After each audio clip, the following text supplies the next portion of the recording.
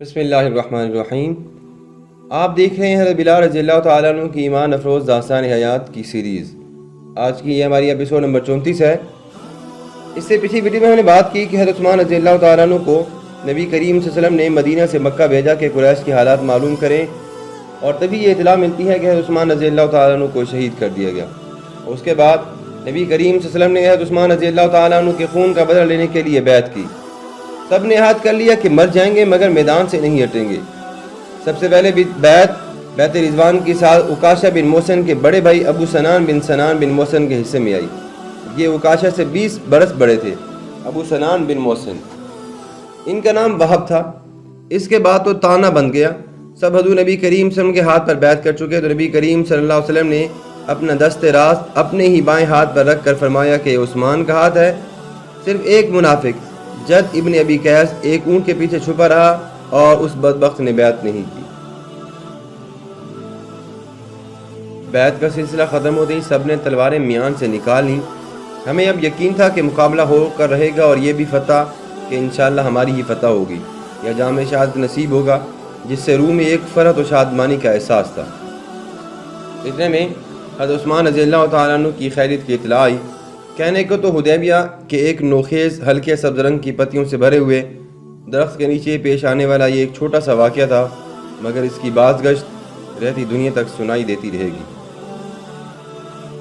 اطاعت، یقین، حوصلہ مندی، جرأت و کردار، تسلیم و رضا، استقامت، قربانی اور بے مثل فداکاری کے مل و جل جذبات کا یہ وہ اظہار تھا کہ جس سے آج تک روح میں ایک کونا سرور ہے۔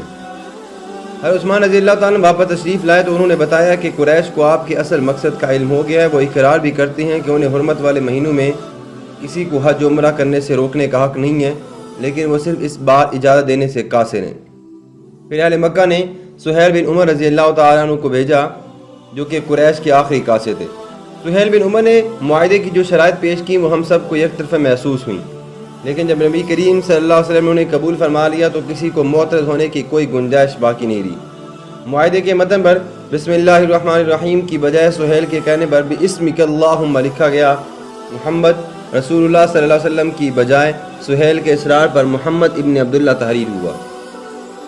پھر ایک شرط یہ بھی تھی کہ اگر قریش کا کوئی فرد مسلمان ہو کر آئے گا تو اسے محمد صلی اللہ علیہ وسلم واپس کر دیں گے، لیکن اگر مسلمانوں کا کوئی انسان مرتد ہو کر قریش کے پاس جائے گا تو اسے واپس نہیں کیا جائے گا۔ میں سوچتا ہوں کتنی بدگمانی تھی قریش کو اپنے لوگوں کے بارے میں، اور کتنا اعتماد تھا نبی کریم صلی اللہ علیہ وسلم کو اپنے دین کی تعلیم اور تربیت پر کہ انہیں کسی مسلمان کے کفار قریش سے جا ملنے کا ہلکا سا بھی شبہ نہیں تھا۔ قریش کو البتہ تشویش تھی کہ مکہ کی سرداری اور استحصالی نظام کے مقابلے میں مدنی معاشرے کا انسانی حقوق کی بحالی اور مساوات پر قائم نظام انتہائی پرکشش ہے، جو کسی وقت بھی ان کے لیے شدید خطرے کا باعث بن سکتا ہے۔ گویا قریش کی یہ شرط مدنی نظام کی افضلیت کا ایک خاموش اعتراف تھا، باقی شرائط پر بھی بظاہر یک طرفہ تھی، مگر نبی کریم صلی اللہ علیہ وسلم نے نہایت خندہ پیشانی سے اسے قبول فرما لیا۔ چند مسلمانوں خصوصاً حضرت عمر فاروق رضی اللہ تعالیٰ عنہ نے اپنی پریشانی کا اظہار بھی کیا۔ یہ اس لیے کہ رحمت دو عالم صلی اللہ علیہ وسلم کی تعلیمات نے ذہنوں کو جکڑا نہیں تھا، غور و فکر کی اجازت ہی نہیں ہمت افزائی کی جاتی تھی۔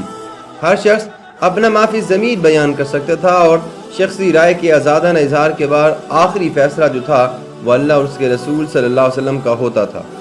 ان شرائط پر انہوں نے فیصلہ فرما دیا تو یہ تلخ گھونٹ سب نے حلق سے اتار دیا۔ شرائط طے ہو گئیں تو معاہدے پر دستخطوں کی تیاری بھی شروع ہوگی۔ نبی کریم صلی اللہ علیہ وسلم دائیں بائیں نظریں دوڑا رہے تھے کہ توثیق کے لیے کس کس کو بلائیں۔ اتنے میں باہر سے بڑی دردناک چیخوں کی آواز سنائی دی۔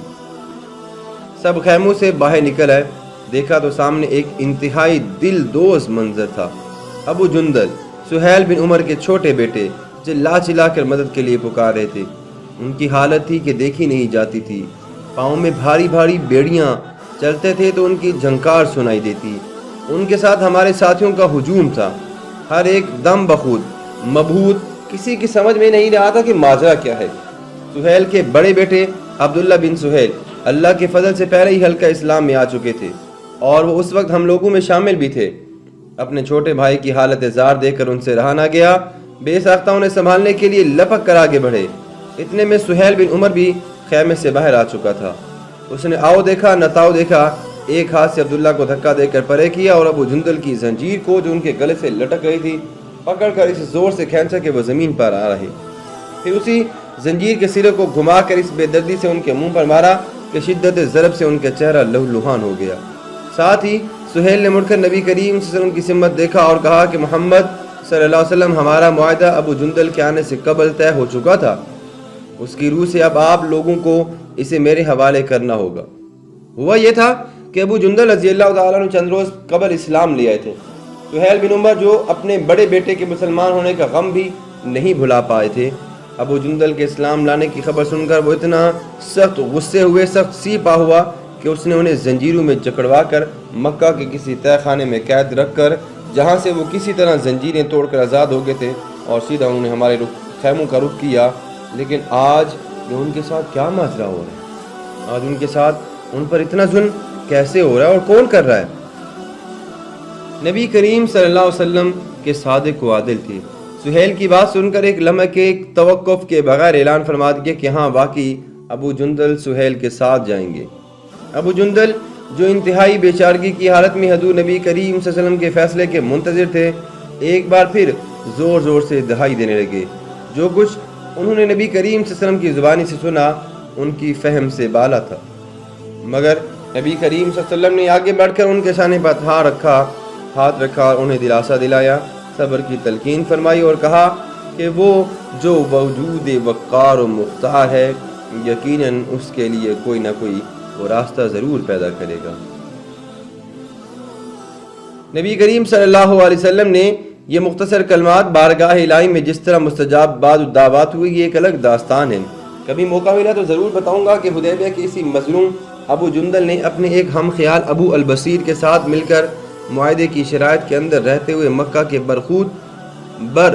خود غلط اور بعزم خویش بہت ذی عقل اور ہوشیار قریش کو ایسے ناکو چنے چبائے کہ ان کی عائد کردہ احمقانہ شق ان کے گلے کا ہار بن کر رہ گئی۔ انہوں نے نبی کریم صلی اللہ علیہ وسلم سے درخواست کی کہ وہ انہیں مدینہ میں واپس بلا کر اپنے پاس رکھ لیں۔ نہ حبل اور لات کی منت سماجت ان کے کام آئی، نہ ہی ان کی اپنی ہی کوئی تدبیر کام آئی۔ حضرت ابو جندل رضی اللہ تعالیٰ عنہ کے بارے میں نبی کریم صلی اللہ علیہ وسلم کے فیصلے کے بعد سب لوگ پھر خیموں میں آ گئے۔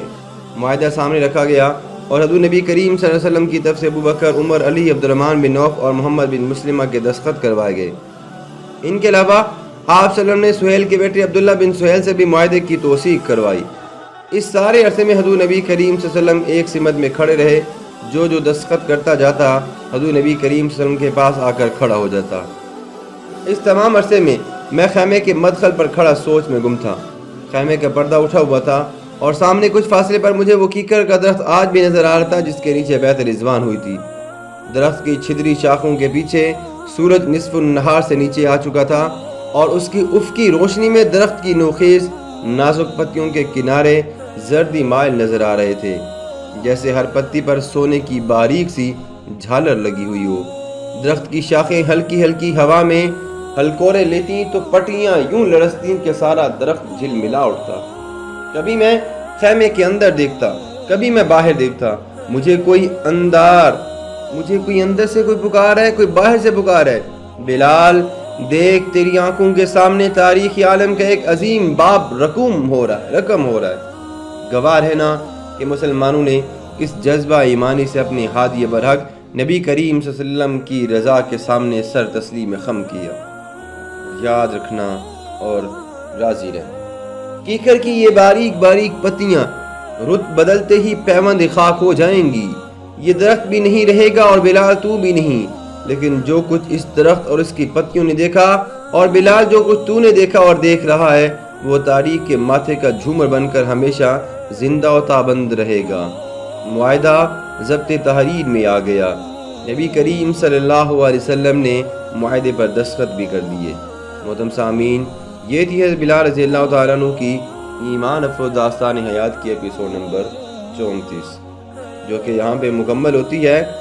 اپنا بہت سارا خیال رکھیے گا، دعاؤں میں یاد رکھیے۔ جلدی ملتے ہیں آپ کے ساتھ ایک نئی ایپیسوڈ کے ساتھ۔ اللہ حافظ۔